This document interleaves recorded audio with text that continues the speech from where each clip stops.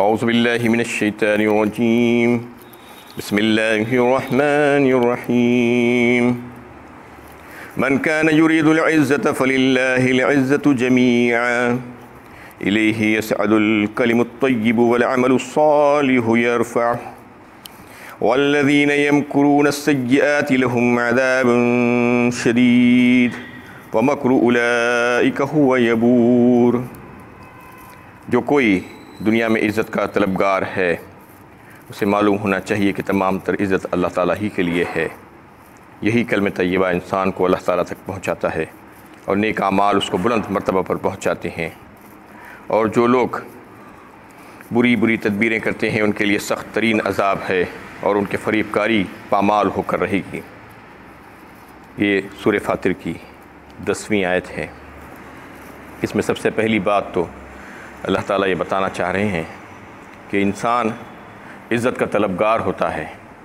اور عزت حاصل کرنے کے لیے نہ جانے کہاں کہاں مارا پھرتا ہے، کہ اللہ تعالیٰ فرماتے ہیں کہ عزت تو ہمارے پاس ہے، فَلِلَّهِ الْعِزَّةُ جَمِيعًا۔ اور سورہ منافقون میں بھی اللہ تعالیٰ نے اس کا تذکرہ فرمایا، وَلِلَّهِ الْعِزَّةُ وَلِرَسُولِهِ وَلِلْمُؤْمِنِينَ وَلَكِنَّ الْمُنَافِقِينَ لَا يَعْلَمُونَ۔ عزت تم کہاں ڈھونڈ رہے ہو؟ اللہ تعالیٰ بتاتے ہیں کہ عزت تو جو ہے اللہ کے پاس ہے، اللہ کے رسول کے پاس ہے، اور وہ جو مومنین جو ان کی اتباع کر کے ایمان لائے ہیں اور ان کی اتباع میں لگے ہوئے ہیں وہ لوگوں کے پاس عزت ہے، لیکن منافقین اس بات کو نہیں جانتے، اس لیے ادھر ادھر در در بھٹکتے پھرتے ہیں۔ اللہ تعالیٰ اس کی جو ہے نفی فرما دیے ہیں،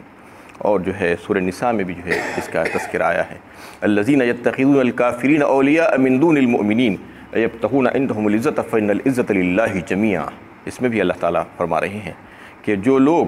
یعنی اللہ کو چھوڑ کر ان کو اور ان کو، کفار کو اور مشرکین کو، اللہ کے دشمنوں کو اپنا دوست بناتے ہیں اور کارساز بناتے ہیں، الذین یتخذون الکافرین اولیاء من دون المؤمنین، اور مومن کو چھوڑ کر، تو کیا وہ عزت تلاش کرنے کے لیے جا رہے ہیں؟ ایبتغون عندهم العزۃ فإن العزۃ للہ جمیعا۔ کیا وہ سمجھ رہے ہیں کہ ان کے پاس عزت ہے؟ کہاں سے آئے گی ان کے پاس عزت؟ اللہ تعالیٰ خود فرما رہے ہیں کہ نہیں، ان کے پاس عزت نہیں، ساری کی ساری عزت تو اللہ کے پاس ہے اور اس کے بندوں کے پاس ہے۔ تو اس لیے اس کو واضح فرما دیا گیا کہ عزت تلاش کرنے کے لیے ادھر ادھر نہیں جانا، اور عزت جو ہے حاصل کرنے کا ذریعہ کیا ہوگا؟ اللہ تعالیٰ کی اطاعت اور اللہ تعالیٰ کی فرمانبرداری، اللہ تعالیٰ کو راضی کرنے کی کوشش کرنا، تو پھر جو ہے یقیناً اللہ تعالیٰ ایسے لوگوں کو جو ہے عزت دے دیتے ہیں۔ جو اللہ تعالیٰ کے در کا فقیر بنتا ہے تو پھر اس کو عزت حاصل ہوتی ہے، اور جو تکبر کرتا ہے، جو ادھر ادھر مارا پھرتا ہے اللہ کے غیروں کے پاس، تو اس سے عزت تو نہیں بلکہ ذلت ملتی ہے۔ الیہ یصعد الکلم الطیب والعمل الصالح یرفعہ۔ اور پھر بتایا کہ عزت حاصل کرنے کا اصل طریقہ کیا ہے؟ یہی یہ کلمہ طیبہ، یعنی صاف ستھرا کلمہ، بہترین پاکیزہ کلمہ۔ سب سے پہلے تو کلمہ طیبہ لا الہ الا اللہ محمد رسول اللہ، اس کے بعد تلاوت قرآن، اور پھر امر بالمعروف نہی عن المنکر، اللہ کی تحمید اور اللہ تعالیٰ کی تسبیح، یہ تمام چیزیں یعنی کلمات طیبات ہیں۔ کلمات طیبات کا مطلب یہی ہے کہ پاکیزہ اور ستھرے کلمات، والعمل الصالح یرفعہ، اور پھر یہ کلمات طیبات کو فرشتے اوپر لے کر چڑھتے ہیں آسمانوں پر تاکہ اللہ تعالیٰ اس کی جزا دے۔ تو پھر کلمات طیبات کو بڑھانے والی چیز کون سی ہے؟ عمل صالح، والعمل الصالح یرفعہ، یعنی عمل صالح ہوگا تو پھر جو آپ کے جو اقوال ہوں گے، جو بات آپ سوچ رہے ہیں، جو کہہ رہے ہیں، جو زبان سے ادا کر رہے ہیں، اس کو جو ہے بلندی عطا ہوگی، یعنی اللہ کے پاس پہنچنے میں اس کو آسانی ہوگی۔ صرف قول ہی قول سے کام چلنے والا نہیں ہے، قولی بھی ہونا چاہیے اور عملی بھی ہونا چاہیے، یہ بتانا چاہ رہے ہیں اللہ تعالیٰ۔ والعمل الصالح یرفعہ، پہلے جو ہے فکر اچھی ہونا، افکار اچھے ہونا، اس کے بعد اقوال اچھے ہونا، پھر اس کے بعد اعمال اچھے ہونا، یعنی اقوال جب ہو جائیں گے، آپ زبان سے کسی چیز کے کرنے کا ارادہ ظاہر کریں گے تو پھر اس کو کرنا بھی ہوگا، اور پھر کریں گے تو پھر اللہ کے نزدیک جو ہے وہ بلند مرتبہ پہنچ جائیں گے اور اللہ تعالیٰ اس کو قبول کریں گے۔ ورنہ جو ہے عمل نہیں ہوگا، صرف زبانی ہوگی بات، قول ہی قول ہوگا، تو پھر وہ بے حیثیت ہے اللہ کے پاس، کوئی اس کی حیثیت نہیں ہوگی۔ والذین یمکرون السیئات لہم عذاب شدید، اور جو لوگ دین حق کے خلاف بری تدبیریں کرتے ہیں، ان لوگوں کے خلاف مکر اور سازشیں اور جو ہے داؤ اور گھات لگانے کی کوشش کرتے ہیں، لوگوں کی عزت نیلام کرنے کی کوشش کرتے ہیں مختلف طریقے سے، کبھی ریاکاری سے، کبھی جو ہے کوئی دوسرے طریقے سے۔ یہ لوگوں کے لیے اللہ تعالیٰ فرما رہے کہ بہت برا انجام ہے ان کا۔ والذین یمکرون السیئات لہم عذاب شدید ومکر اولئک ھو یبور، اور پھر نہ صرف ان کے لیے سخت ترین عذاب ہے بلکہ وہ جو مکر اور سازش جو کرتے ہیں لوگوں کے خلاف، وہ مکر برباد ہوگا، اور نہ صرف برباد ہوگا بلکہ جو مکر کیا ہے، جو سازش کیا ہے، اس کا وبال اسی پر پڑے گا۔ آج بڑی بدقسمتی کی بات ہے کہ امت مسلمہ کا ایک بہت بڑا طبقہ یہ ایسے کاموں میں ملوث ہو گیا ہے۔ یعنی ایک مسلمان، ایک مومن بھائی دوسرے مومن بھائی کی ٹانگ کھینچنے کی کوشش کرتا ہے، اس کے خلاف سازشیں کرتا ہے، مکر و فریب کی چالیں چلتا ہے، داؤ اور گھات لگانے کی کوشش کرتا ہے، اس کے امیج کو پارا پارا کرنے کی کوشش کرتا ہے، اس کی شخصیت کو جو ہے تباہ و برباد کر دینے کی کوشش کرتا ہے، اور جو ہے اس کی کردار کشی کرتا ہے، کردار پر داغ لگانے کی کوشش کرتا ہے مختلف طریقوں سے، کبھی غیبت کے ذریعے سے، کبھی تہمت لگا کے، کبھی الزامات لگا کے، کبھی کچھ۔ یہ طریقہ انتہائی خراب ہے اور تباہ کن ہے، اللہ تعالیٰ اس میں بتا رہے ہیں۔ جو بھی ایسا کرے گا، یعنی اللہ تعالیٰ ہمیں ہدایت دے کہ ہم ایسے کاموں سے بچ جائیں، کیونکہ یہ کام جو لوگ کر رہے ہیں ان کے لیے تباہی ہے، اور اس کا وبال انہی پر پڑنے والا ہے۔ جس کے لیے وہ کرتے ہیں اس کو تو نقصان نہیں ہوگا، اللہ تعالیٰ اس کو بچا دیں گے، کیونکہ اللہ تعالیٰ کی حفاظت میں رہتا ہے وہ۔ اللہ تعالیٰ کسی کے لیے کچھ چاہتے ہیں، کچھ عطا کرنا چاہتے ہیں تو اس سے جلنا، اس سے تکلیف پہنچ جاتی ہے اس کے لوگوں کو، اور پھر اس کے خلاف سازشیں کرتے ہیں، مکر اور ساز کرتے ہیں، اور جو ہے اس قسم کی جو حرکتیں جو کرتے ہیں اس کے لیے تباہ کن جو ہے اس کے نتائج ہونے والے ہیں۔ اللہ تعالیٰ اس سے جو ہے بچانا چاہ رہے ہیں امت کو۔ تو امت مسلمہ جو اس کاموں میں ملوث ہے ان کے لیے چاہیے کہ وہ ایسے کاموں سے فوراً باز آ جائے۔ واللہ خلقکم من تراب ثم من نطفة ثم جعلکم ازواجا، اور اللہ تعالیٰ ہی نے تم کو مٹی سے پیدا کیا، پھر نطفے سے، پھر تم کو جوڑے بنایا۔ اس میں اللہ تعالیٰ انسان کی تخلیق کی ابتدا کا تذکرہ فرما رہے ہیں۔ سب سے پہلے حضرت آدم علیہ السلام کو اللہ تعالیٰ نے مٹی سے بنایا، اس کے بعد انسان کی نسل کا جو ہے انتظام جو فرمایا اللہ تعالیٰ نے، اس کو باقی رکھنے کے لیے ایک حقیر پانی کے خطرے سے نطفے سے جو ہے اس کو چلا دیا۔ یعنی مرد کا نطفہ نکلتا ہے مرد کی پشت سے اور عورت کے رحم پر رہ جاتا ہے، اور پھر وہاں پر اللہ تعالیٰ انسان کی تخلیق فرماتے ہیں، اس کو اس سے جوڑ دیا گیا قیامت تک کے لیے، اور پھر جوڑے اللہ تعالیٰ نے بنا دیے۔ ثم جعل لکم ازواجا، مرد اور عورت کی۔ وما تحمل من انثى ولا تضع الا بعلمه،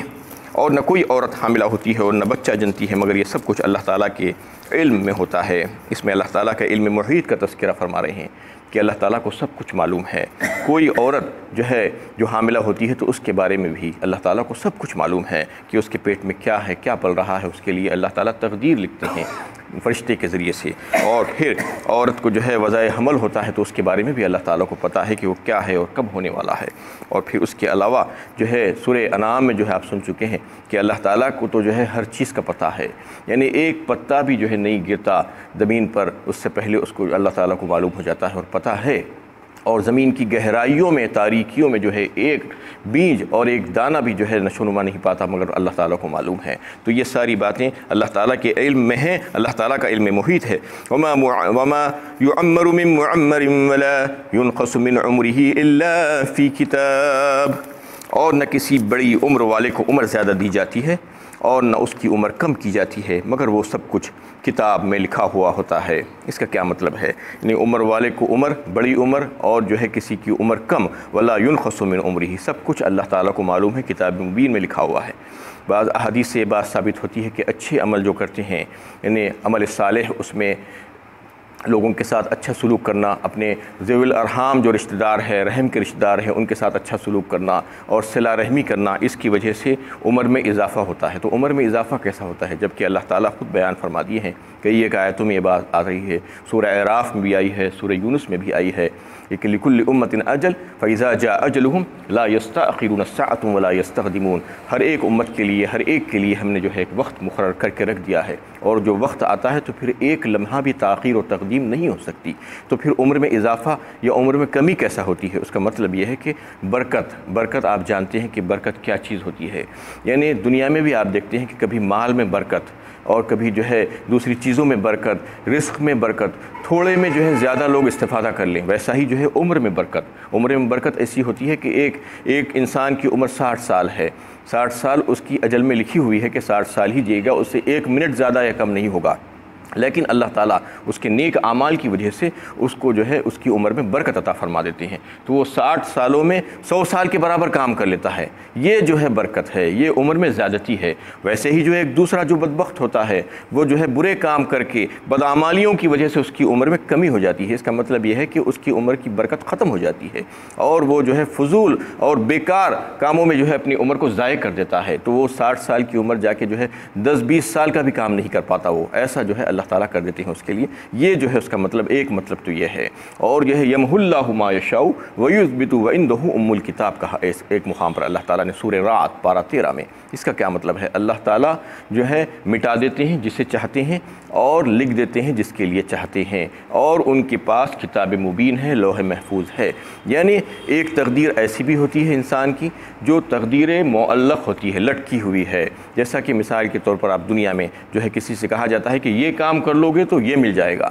اور یہ نہیں کرو گے تو اس کی سزا یہ ہوگی، جیسا بولتے ہیں آپ کو کہ یہ کریں گے تو یہ ملے گا، یہ نہیں کریں گے تو اس کی سزا ایسی ہوگی، تو اللہ تعالیٰ بھی ایسے کچھ چیزوں کے لیے رکھے ہیں کہ بعض چیزیں ایسی ہوتی ہیں کہ اس میں جو ہے اللہ تعالیٰ یہ کنڈیشن کے ساتھ رکھتے ہیں کہ اگر آپ یہ کام کر لیں گے تو پھر آپ کی جو ہے اس چیز میں اضافہ ہو جائے گا، تو عمر میں بھی اضافہ ہو سکتا ہے، یعنی اصلی طور پر بھی جیسا کہ کسی کی عمر ایک مقررہ مدت کے لیے اللہ تعالیٰ رکھے تو اس میں بھی کچھ اضافہ ہو سکتا ہے، اس میں بھی کمی ہو سکتی ہے، یہ بات بھی جو ہے اس آیت سے بھی ثابت ہوتی ہے، لیکن عام اصول تو یہی ہے کہ اللہ تعالیٰ برکت عطا فرماتے ہیں اور برکت کھینچ لیتے ہیں، یہ اس کا مطلب ہے، اور یہ ساری باتیں اللہ تعالیٰ کے پاس لوح محفوظ میں درج ہے۔ ان ذالک علی اللہ یسیر کہا اس کے بعد، ان تمام امور کا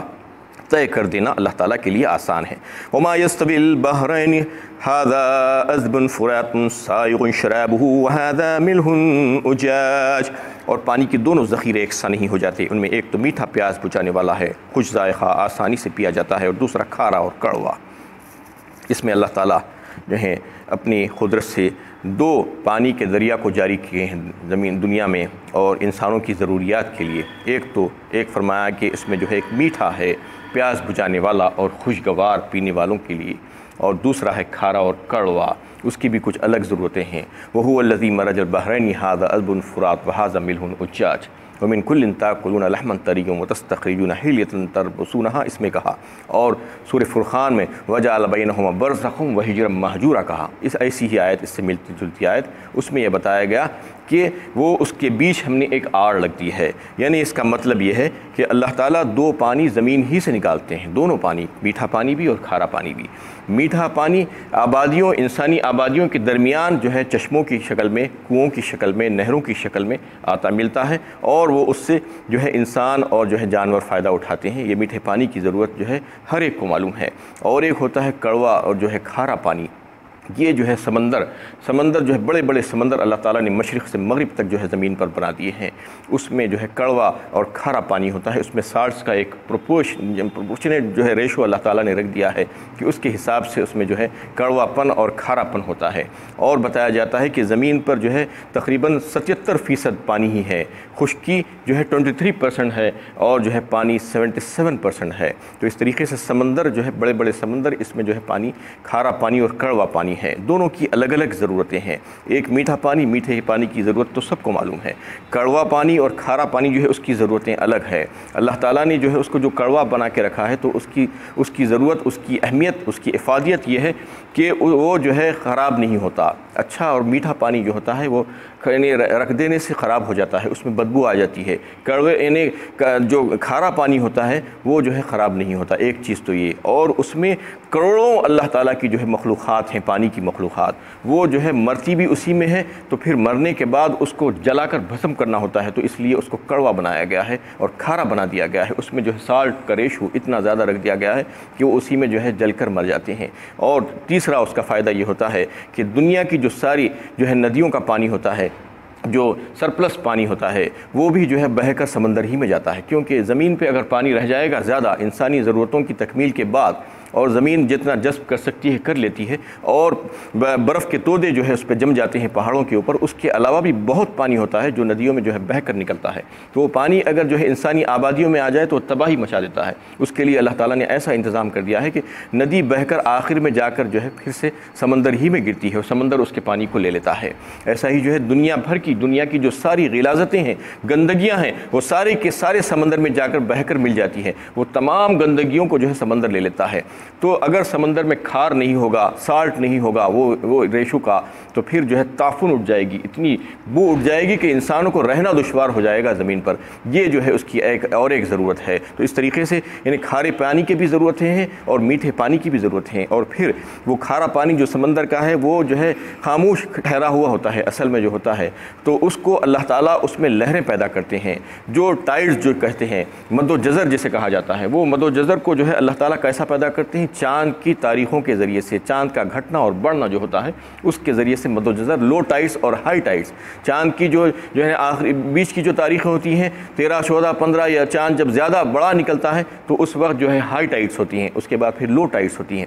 اس کا فائدہ کیا ہوتا ہے کہ سمندر کے جو جانور ہیں لاکھوں کروڑوں اربوں، ان کو جو ہے آکسیجن ملنا ہوتا ہے۔ اگر آکسیجن نہیں ملے گی پانی میں تو پھر جو ہے وہ مر جائیں گے، اس لیے اس میں ٹائڈز آتے ہیں، لہریں آتی ہیں، تو اس کی وجہ سے جو ہے آکسیجن ان کو ملتی ہے۔ اور دوسری چیز پانی کی صفائی ہوتے رہتی ہے۔ تو یہ اللہ تعالیٰ کا انتظام ہے کہ کھارا پانی بھی رکھے ہیں اللہ تعالیٰ اور میٹھا پانی بھی رکھی ہیں، دونوں کی الگ الگ جو ہے ضرورتیں ہیں، اس کو جو ہے ایک الگ الگ انداز میں اللہ تعالیٰ نے رکھا ہے، اور پھر یہ فرما دیا کہ دونوں کو الگ الگ رکھتے ہیں، حالانکہ بظاہر ملے ہوئے ہیں، لیکن اللہ تعالیٰ کی قدرت کاملہ اور حکمت بالغہ دیکھیے کہ دونوں کو الگ رکھے ہیں۔ میٹھا پانی کھارے پانی سے کبھی بھی نہیں مل جاتا۔ بسا اوقات تو ایسا دیکھنے میں آتا ہے کہ ندی سے پانی بہتا ہوا جاتا ہے میٹھا پانی، اور سمندر میں گرتا ہے، اور کئی میل جو ہے دونوں الگ الگ چلتے ہیں، دونوں کا رنگ الگ، ذائقہ الگ، وہ مل نہیں پاتے۔ یہ اللہ کی شان ہے۔ تو اللہ تعالیٰ دونوں پانی کو زمین سے نکالتے ہیں اور اس کو محفوظ رکھتے ہیں، میٹھے پانی کو، اور کھارے پانی کو جو ہے الگ اس کا ذخیرہ رکھتے ہیں، اس کی الگ ضروریات ہے۔ اور بھی بہت سی ضروریات اسی آیت میں آ رہی ہیں کہ سمندر سے جو بھی چیزیں انسان کے فائدے کے لیے نکلتی ہیں وہ کیا کیا ہیں۔ وآخر دعوانا ان الحمد للہ رب العالمین۔